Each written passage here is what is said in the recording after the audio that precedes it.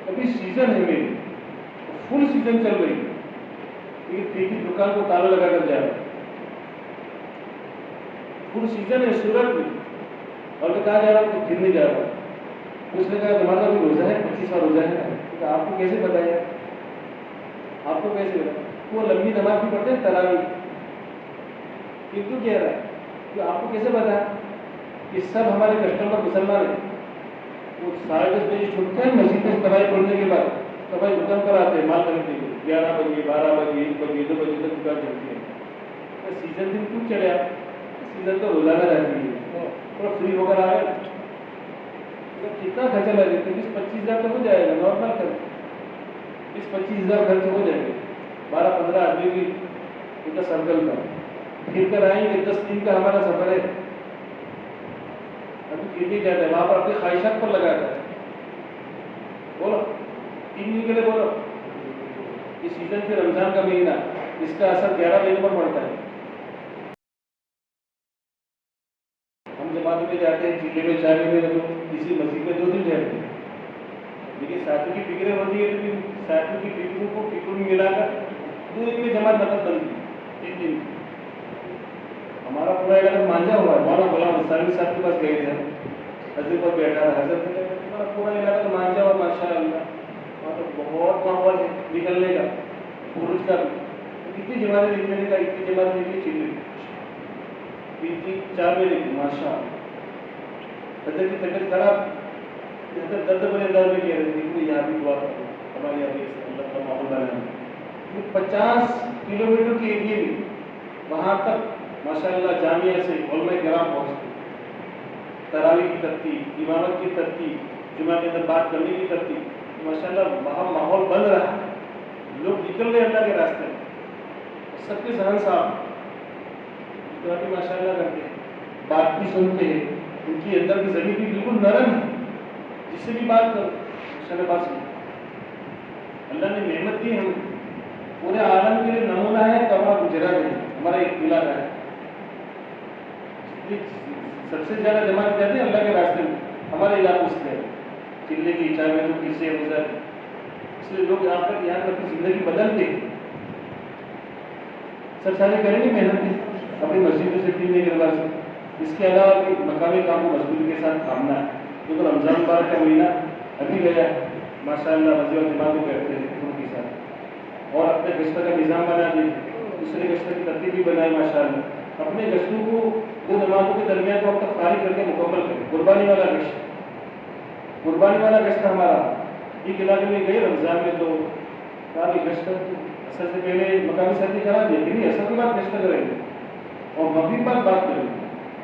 ان کی جو پرانی ترتیب اسی ترتیب بڑے تو ہماری یہی ہے کہ رمضان تو چلا گیا، اپنی جو پرانی ترتیب اسی ترتیب پر کام ہے. دیکھو اس کام میں جتنا بھی ہم لگائیں گے لگیں گے اللہ تعالیٰ دنیا کے پیچھے بھاگنے سے بچا لے. مقدر کی روزی اللہ ہر حال میں دے گا، برکت والی دے گا اور عافیت والی دے گا. اللہ ٹینشنوں سے، مصیبتوں سے، بیماری سے اللہ بچا لے. کہ اللہ کا کام تنصر اللہ ینصرکم، کہ اللہ کی مدد کرو، اللہ کے دین کی مدد کرو، کہ اللہ کا دین ہر گھر میں، ہر کچے پکے مکان میں، ہر فرد امت میں زندہ ہو، قیامت تک آنے والی انسان کی زندگی میں زندہ ہو. اس کے لیے محنت کر رہے ہیں. اللہ تعالیٰ ہماری مدد کرنا ہے کہ اس کے مقامی کام مضبوطی کے ساتھ ہے. خصوصاً گھروں میں تعلیم کی حالت مضبوط ہے. مستورات کو ماں بہنوں کو لے کر بیٹھے، ان کا ذہن بنائے. چھوٹے دودھ پیتے بچوں کی بھی گود میں لے کر بیٹھے تاکہ تعلیم کے حلقوں کا نور ان کی دلوں کے اندر اس کا نور اتارے اور اپنی مسجد کی تعلیم کو مضبوطی کے ساتھ کام کرے. روزانہ آدمی اس کو سوچے ابھی تھکا ہارا آیا ایک حدیث سن کر جائے. اس کے اندر جو نور ہے بیان میں نور نہیں. حدیث میں جو نور ہے نا بیان میں نور ہے. بیان سے تو ذہن ساری ہوگی، لیکن حدیث کی کتاب پڑھی جائے گی، اس کے جو آدمی بیان سنے گا وہ سنے گا تو دل میں اللہ ہدایت کا نور اتارے گا کہ آدمی کے لیے چلنا آسان ہو. نمازوں کا بھی اہتمام کرنا ہے. 5 وقت کے بعد تکبیر اولیٰ. رمضان میں کیسا رہتا ہے کہ پہلی سب پکڑنا مشکل، پہلی سب دیر ہو گئی تو پکڑنا مشکل ہو جاتا ہے. تو آدمی گہرے رمضان میں بھی اس کا اہتمام ہو رہا ہے، نمازوں کا 5 وقت کا اہتمام. اور ابھی نماز مکمل پڑھے، 5 وقت کی نماز مکمل. ظہر کی 12 ہے تو 12، عصر کی 8 ہے کہ چلو رمضان کا مہینہ تھا تو اللہ نے نفل کا 12 فرض کے برابر کر دیا. رمضان پر نہیں 11 مہینے ابھی مکمل نماز پڑھی. اپنی مستورات کی بھی نماز کی نگرانی کرے اور ان کو بھی اس کی ترغیب دی. اور ہمارے یہاں سارے کی نماز تکبیر اولیٰ کے ساتھ جماعت کے ساتھ مسجد میں ابھی ایک شادی ملا رہا مجھے سے بولو نماز پڑھنے بیٹھا تھا مجھے اس سے بولا رہا آپ کیا کرتے ہیں کہ میں میڈیکل کالج کرتا ہوں اور میری چھوٹی دکان ہے وہاں وقت دینے کے بعد دکان کھولتا ہوں تو ابھی تو مارکیٹ کا وقت ہے ابھی تو سیزن ہے کہ نہیں نماز کے اوقات میں دکان بند کر دیا ہے. تو دو چار باتیں مجھے اس کی کہنی تھی کہی نہیں اس دو بوڑھے بیٹھے تھے وہ ہمارا بھتیجا ہے بہت اچھا جوان ہے نماز کے اوقات میں دکان بند کر دیا جاتا ہے کہ اللہ تعالیٰ مجھے شارٹ کٹ وقت میں گھنٹے 2 گھنٹے میں پورا دن کا دے دیتے تو ہم بند کرتے ہیں ظاہر میں لیکن مقدر کا دارا بند نہیں ہوتا ہے اندر کی یقین کی کمزوری ہے اور ہمارے اندر کی عینک اور آنکھیں بند ہیں اسے دکھائی نہیں دیتا عینک کھلتی ہے آنکھیں بند کر کے دیکھ اللہ اپنے خزانے سے مقدر کی روزی دیتا ہے برکت والی دیتا ہے. تو نمازوں کا خاص اہتمام کرنا نوافل بھی پڑھے اشراق تہجد اشراق تاج توابین تسبیحات صبح شام اور بزرگ کا منسلی کے اللہ والوں سے اس کا بھی پورا اہتمام کرے قرآن پاک کی روزانہ ایک پارہ پڑھے صبح عشیر شریف پڑھے شام شریف واقعہ صدقہ تبارہ اس کا پورا اہتمام کرے مصنون دعاؤں کا خاص اہتمام کرے اللہ تعالیٰ سے روزانہ آدھا گھنٹہ پون گھنٹہ مانگے صدقہ خیرات کرے بستی میں کوئی آدمی بیمار اس کی بیمار خوشی کرے اور لکھی بیمار خوشی دے اللہ نے اگر سہولت دی ہے تو اس کو چاہے کوئی بھی ہو مسلمان ہو چاہے غیر ہو ان کا تعاون ہو خوشی کا موقع ہے مبارکبادی غم کا موقع ہے تعزیت ہے کوئی آدمی کے گھر کے اندر بیمار ہے اس کی بیمار خوشی کرے اس لائق کا تفقد کر اللہ کے راستے میں جو لوگ گئے ہوئے ہیں اپنی مصورات کی ضرورت کے گھروں کا تفقد کرے اللہ تعالیٰ عمل کرنے کی توفیق عطا فرمائے. اللهم صل على محمد اللهم لك الحمد كله ولك الشكر كله ولك الحمد كله ولك الخلق كله بيدك الخير كله ربنا ظلمنا انفسنا وان لم تغفر لنا وترحمنا لنكن من الخاسرين ربنا اتنا في الدنيا حسنه وفي الاخره حسنه وقنا عذاب النار يا مصرف القلوب ثبت قلوبنا على طاعتك يا مقلب القلوب ثبت قلوبنا على دينك اللهم ان قلوبنا ونواصينا وجوارحنا بيدك لم تملكنا منها شيئا واذا فعلت ذلك بنا فكن انت ولينا واهدنا الى سواء السبيل ربنا تقبل منا انك انت السميع العليم وتب علينا مولانا انك انت التواب الرحيم